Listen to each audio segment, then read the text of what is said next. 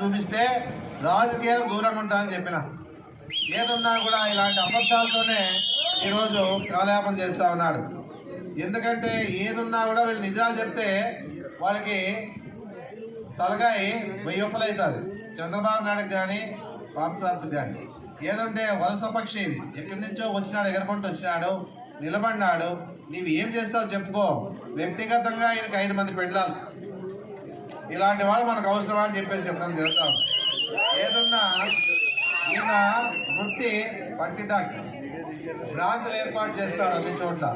ఆ బ్రాంచ్లో ఎవరైతే డాక్టర్లు పనిచేస్తారో వాళ్ళతో కనెక్షన్ పెట్టుకొని ఈయనంతా కూడా వాళ్ళకే దారాదత్తం చేస్తాడు. అలాంటి ఆలోచన ఉన్న వ్యక్తి మనకు అవసరమా అని చెప్తాను. 3 వారాలు జైల్లో ఉన్నాడు. చంచల్ కూడా జైల్లో ఉన్నాడు ఈ మహానుభావుడు. ఎందుకంటే ఇంతమంది పెళ్ళాలతో ఏగలేక